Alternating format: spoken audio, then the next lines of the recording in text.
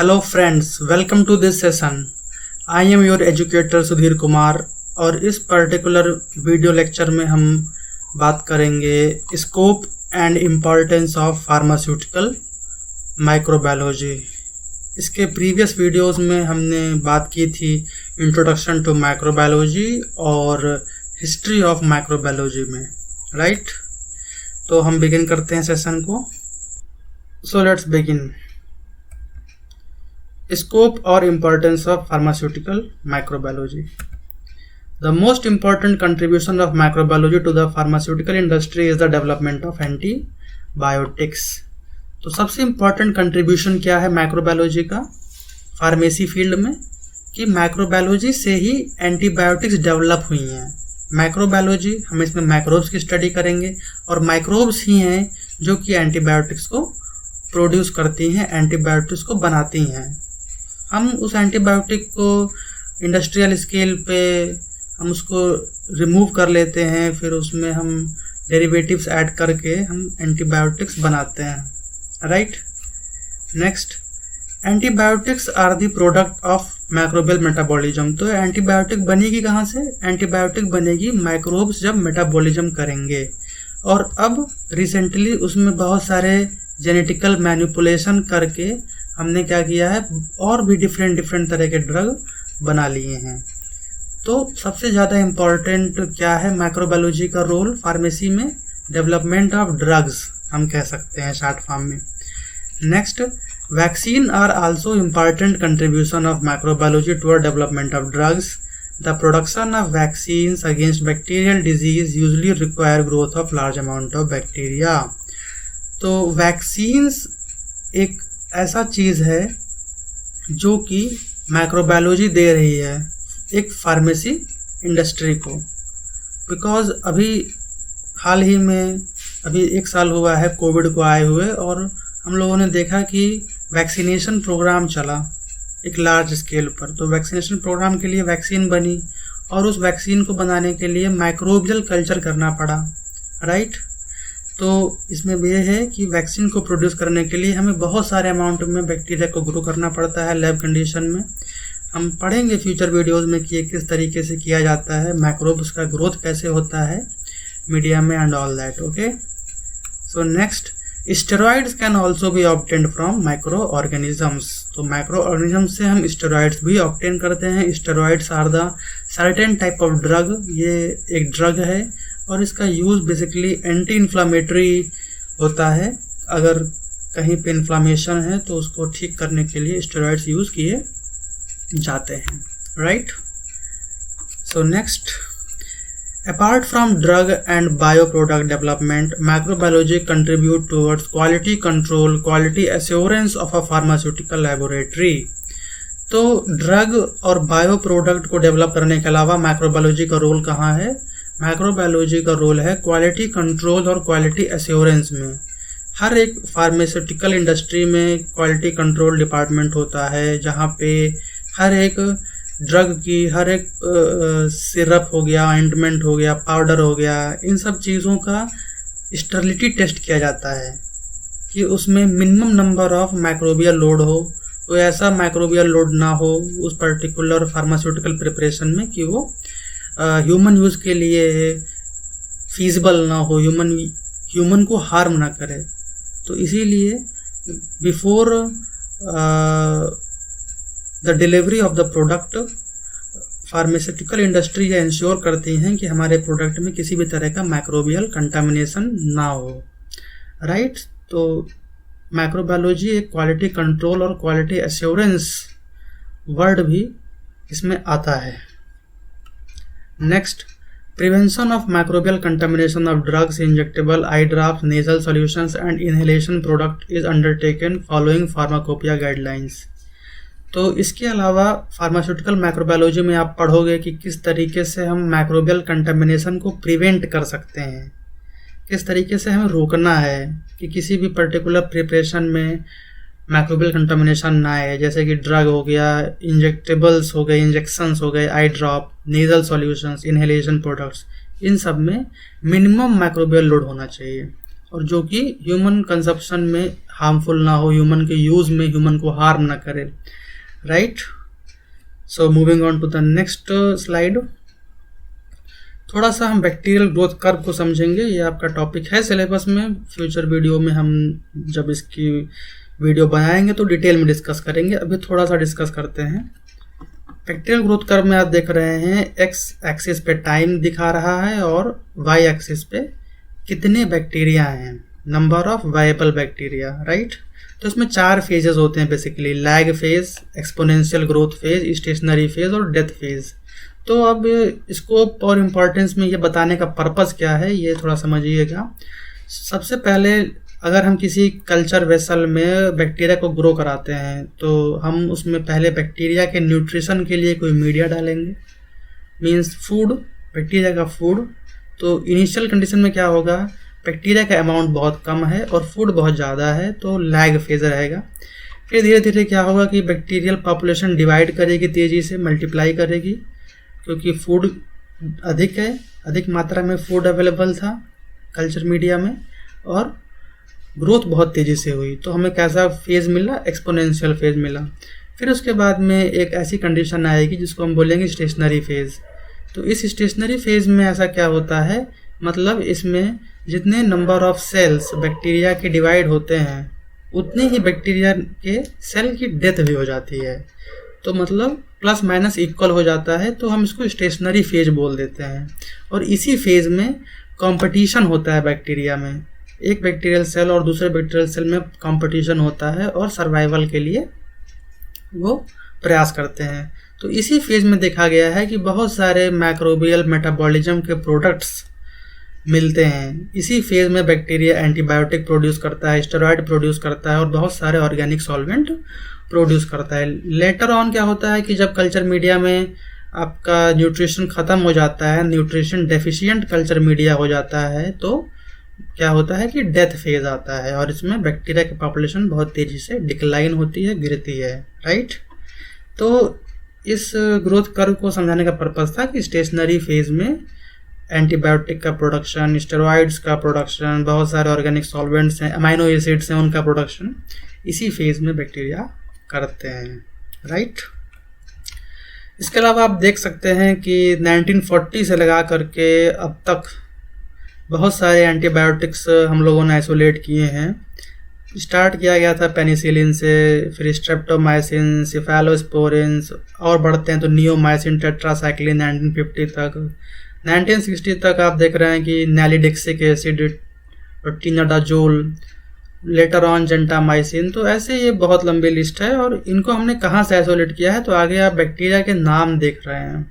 Maximum आप देख रहे हैं कि एस डॉट है, एस डॉट मतलब स्ट्रेप्टोमाइसिस। तो मैक्सिमम एंटीबायोटिक प्रोड्यूसिंग कौन से बैक्टीरिया देखे गए हैं, स्ट्रेप्टोमाइसिस बैक्टीरिया से हमने बहुत सारे एंटीबायोटिक्स को आइसोलेट किया गया है। आप देख लीजिए, streptomyces niveus, streptomyces orientalis, right, streptomyces lincolnensis etcetera. तो ये चार्ट बस दिखाने के लिए है कि किस तरीके से बैक्टीरिया से ही एंटीबायोटिक प्रोड्यूस होते हैं ताकि वो दूसरे बैक्टीरिया के ग्रोथ को इनहिबिट कर सकें जो उनसे कंपटीशन कर रहा है स्टेशनरी फेज में, right. So now moving on to the next slide. अब हम बात करेंगे माइक्रोबायोलॉजिकल टेस्ट मेथड्स के बारे में। तो इतने तरह के टेस्ट होते हैं माइक्रोबायोलॉजिकल लैब में, या कह लो किसी भी फार्मास्यूटिकल इंडस्ट्री के माइक्रोबायोलॉजी सेक्शन में या क्वालिटी कंट्रोल के सेक्शन में। जैसे कि हो गया growth promotion test, sterility testing, microbial limit test, bioburden testing, water testing और बैक्टीरियल एंडोटॉक्सिन लाल टेस्ट। तो 1 बाय 1 हम इसको स्टडी करेंगे। सबसे पहले हम बात करेंगे ग्रोथ प्रमोशन टेस्ट की। तो microbial test for pharmaceuticals production of secondary metabolites fall into several categories. तो पहला है आपका ग्रोथ प्रमोशन टेस्ट। तो growth promotion test is an important quality control function in the pharmaceutical industry. It is crucial for establishing the ability and nutritive property of any media used to support growth when the inoculum contains a small number of microorganisms. तो growth promotion test basically है क्या, इसको थोड़ा समझिएगा।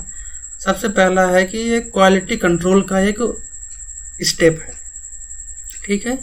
Quality control function का एक step है और इसमें हमें देखना क्या है कि हमें एक कल्चर मीडिया की न्यूट्रिटिव प्रॉपर्टी को इस्टेब्लिश करना है। मतलब हमें यहाँ पे मीडिया ऑप्टिमाइजेशन करना होता है। मीन्स कल्चर मीडिया समझ लीजिए एक फूड है बैक्टीरिया के लिए। बैक्टीरिया उस फूड को कंज्यूम करेगा और ग्रोथ करेगा। तो हम उस फूड में हम कौन कौन सा न्यूट्रिशन उसमें ऐड कर दें, उसमें क्या चीज़ हम इंक्रीज़ कर दें, उसमें हम क्या चीज़ हम डिक्रीज़ कर दें, जिससे कि बैक्टीरिया को ग्रोथ में हेल्प मिले, ग्रोथ में सपोर्ट मिले, राइट। तो हम इसको कहते हैं ग्रोथ प्रमोशन टेस्ट। मीन्स हम कुछ ना कुछ इंग्रेडिएंट्स ऐड करेंगे, रिमूव करेंगे, उनका कंसंट्रेशन कम ज़्यादा करेंगे मीडिया का, और उसका असर हम चेक करेंगे कि उसका असर बैक्टीरिया के ग्रोथ पे क्या पड़ता है, right. When the inoculum contain a small number of micro organisms. तो अब अगर हमें माइक्रोब्स ग्रो कराने हैं कल्चर मीडिया में तो हमें इनोकुलम चाहिए। इनोकुलम मतलब कि initial number of micro organism, जो हम सबसे पहले थोड़ा सा माइक्रो ऑर्गेनिज्म हम ऐड करेंगे कल्चर मीडिया में, उसको हम इनोकुलम बोलते हैं, राइट। जैसे कि इनोकुलम आप समझ सकते हैं कि जैसे घर में आप लोगों की मदर जब दही बनाती हैं तो क्या करेंगे कि दूध में थोड़ा सा 1 चम्मच दही ऐड कर देती हैं और ओवरनाइट रख देती हैं। तो क्या देखते हो आप कि वो जो मिल्क है वो फिर से कर्ड में कन्वर्ट हो जाता है, दही बन जाता है। तो इनोकुलम ये just like a 1 spoon of दही, 1 स्पून ऑफ कर्ड, राइट। तो आप समझ सकते हैं कि इनोकुलम क्या चीज़ है। ये हो गया आपका ग्रोथ प्रमोशन टेस्ट। सेकंड आता है sterility testing. Sterility testing is done on wide range of pharmaceutical products as parental preparation, ophthalmic and other non injectable preparation, bulk solid, liquid solution, antibiotic solid and medical consumable and devices. तो sterility testing भी की जाती है। बहुत सारे pharmaceutical products हैं, जैसे कि आपका पेरेंटल प्रिपरेशंस हो गया, ऑप्थेल्मिक आई ड्रॉप वगैरह हो गया, और ऐसे प्रिपरेशंस जो कि टॉपिकल यूज़ के लिए हैं, नॉन इंजेक्टेबल प्रिपरेशंस हैं, राइट। तो उनको हम स्टेरिलिटी टेस्ट करते हैं, ठीक है। स्टेरिलिटी टेस्ट मतलब हम देखते हैं कि उसमें number of micro organisms, microbial load कितना है। अगर माइक्रोबियल लोड एक पर्टिकुलर लिमिट से कम है, एक पर्टिकुलर रेंज से अगर उसका कंसंट्रेशन कम है, देन इट्स ओके, ठीक, उसको आप ट्रांसपोर्ट कर सकते हैं। बट अगर वो लिमिट से ज़्यादा अमाउंट में माइक्रोबियल लोड शो कर रहा है, राइट, तो हम उस पर्टिकुलर प्रोडक्ट को, उस पर्टिकुलर प्रिपरेशन को डिस्कार्ड कर देते हैं, right. So moving on to the next test method, that is microbial limits test. तो माइक्रोबियल लिमिट्स टेस्ट क्या होता है? This test is used to estimate the total number of viable microorganisms or specific pathogens present in the pharmaceutical products as tablet, capsule, oral suspension, injectable, ophthalmic and nasal solutions and other medical devices। तो ये microbial limit test क्या है? ये एक method है जिसमें हम estimate करते हैं, हम मालूम करते हैं, हम पता लगाते हैं कि कितने number of viable micro organisms हैं। वायबल मतलब लिविंग माइक्रो ऑर्गेनिजम्स, कितने जीवित माइक्रोब्स हैं उस पर्टिकुलर फार्मास्यूटिकल प्रिपरेशन में, राइट। चाहे वो टैबलेट, कैप्सूल हो या ओरल सिरप्स वगैरह हो, इंजेक्टेबल या ऑप्थेल्मिक या नेजल सॉल्यूशंस, राइट। तो इसका प्रिंसिपल क्या है? Any viable microbial cell present in sample will produce a single colony when provided with a growth medium and favourable growth conditions. तो इसका मतलब ये हुआ, ये किस प्रिंसिपल पे बेस है?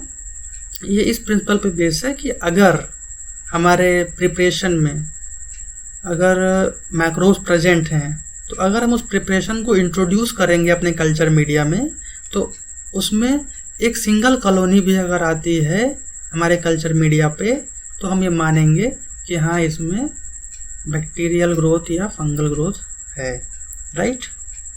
Next, the enumeration of these colony forming units give an estimate of the microbial population of the product.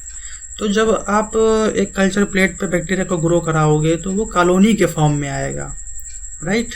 और कॉलोनी के फॉर्म को हम कह देते हैं कि कॉलोनी फॉर्मिंग यूनिट, ये CFU बोलते हैं। CFU से हम पता लगाते हैं माइक्रोबियल पॉपुलेशन कितनी है। ये एक एस्टिमेशन है, एक एग्जैक्ट वैल्यू नहीं पता चलेगी, बट एक एस्टिमेटेड वैल्यू हमें पता चलती है। लेटर ऑन वीडियोज़ में हम सीखेंगे कि कैसे CFU वगैरह कैलकुलेट किया जाता है, right. Next, The microbial content of the product include total bacteria count, total yeast and mold count. These tests are mandatory for the release of drug products.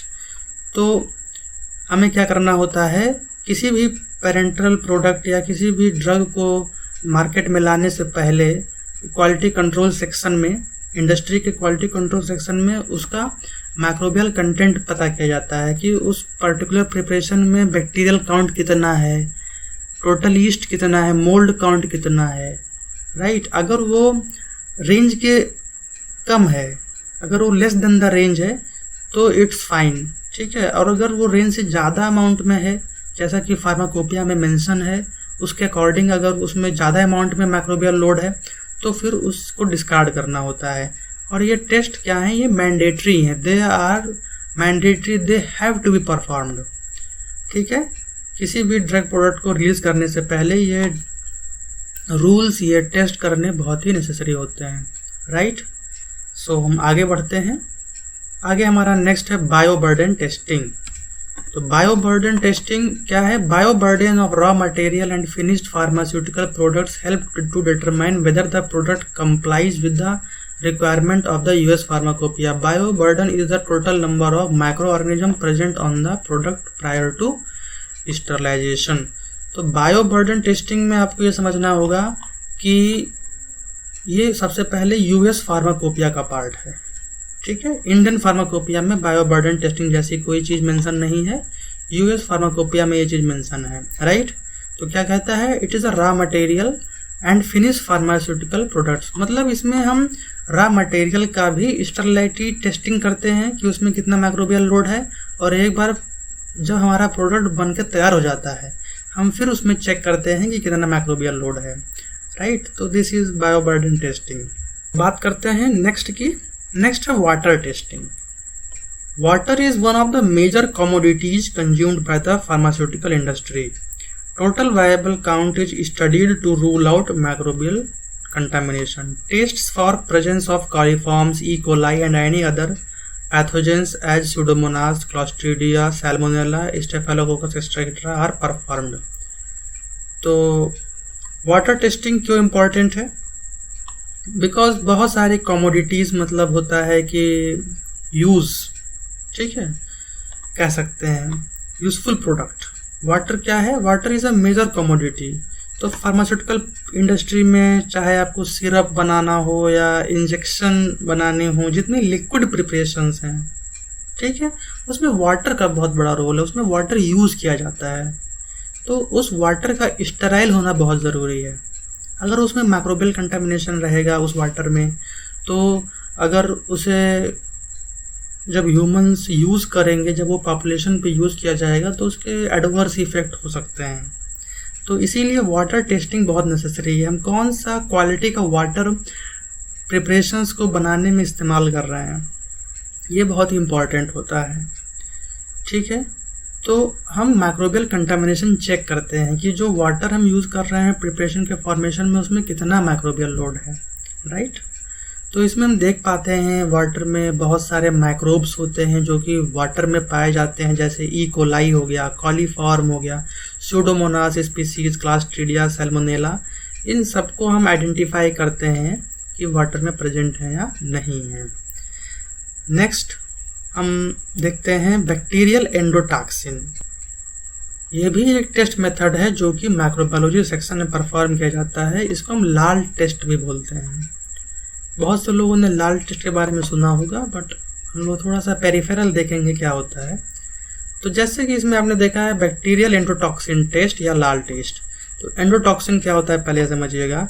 Endotoxin are natural compounds released by the cell wall of gram negative bacteria that are potentially toxic to humans, right.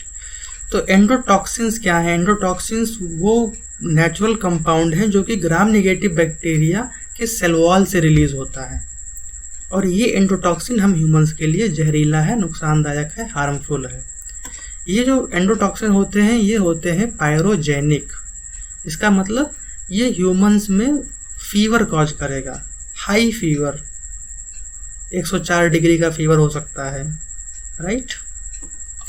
Next The test for bacterial endotoxin is used to detect or quantify endotoxins using Limulus amoebocyte lysate, which is an extract of blood cells from the horseshoe crab Limulus polyphemus. Right? तो इस test में हम क्या करते हैं, इस test में हम एंडोटॉक्सिन्स को क्वांटिफाई करते हैं, ठीक है, कि कितने अमाउंट में एंडोटॉक्सिन प्रेजेंट है। और इसका जो एक्सट्रैक्ट है, इस टेस्ट का जो हम एक्सट्रैक्ट है वो कहाँ से हमें मिला है, वो हमें मिला हुआ है लिमुलस पॉलीफीमस क्रैब से, ठीक है। तो हुआ क्या कि हमने लिमुलस पॉलीफीमस का जो ब्लड था, उस ब्लड सेल के एक्सट्रैक्ट से हमने एक बनाया कंपाउंड जिसको हम बोलते हैं लिमुलस अमीबोसाइट लाइसेट, राइट। और इस कंपाउंड का हम यूज़ करते हैं किस चीज़ के लिए, टू डिटेक्ट द और क्वांटिफाई द एंडोटॉक्सिन्स, ठीक है। मतलब ब्लड में मीन्स अगर किसी को इन्फेक्शन हुआ किसी पर्सन को एंडोटॉक्सिन का, तो उसके ब्लड में कितने अमाउंट में एंडोटॉक्सिन प्रेजेंट है, राइट। उसके ब्लड में कितने अमाउंट में एंडोटॉक्सिन प्रेजेंट है, क्वांटिफाई करना, और क्वालिफाई मतलब क्वालिटी और क्वांटिटी दोनों है कि नहीं है ये भी पता कर लेगा, और कितना अमाउंट में है वो भी मालूम चल जाएगा endotoxin by the help of LAL test. Drug quality and safety is the most important aspect of microbiological testing pharmaceutical products. तो माइक्रोबायोलॉजी का रोल अब तक आप लोग समझ गए होंगे फार्मेसी में। इसका सबसे बड़ा रोल है कि ड्रग की क्वालिटी पे कोई असर ना पड़े और वो सेफ हो, ह्यूमन कंजप्शन के लिए सेफ होनी चाहिए। उसमें किसी भी तरह का माइक्रोबियल कंटामिनेशन होगा तो वो ह्यूमन के यूज के लिए अनफिट है, राइट। इस वजह से माइक्रोबायोलॉजी का आपका रोल है इस पर्टिकुलर, इस वजह से आपको माइक्रोबायोलॉजी पढ़नी होती है, right. The presence of any pathogenic bacteria, yeast, mold or bacterial toxin produced by microorganisms is strictly regulated to ensure prevention of any risk.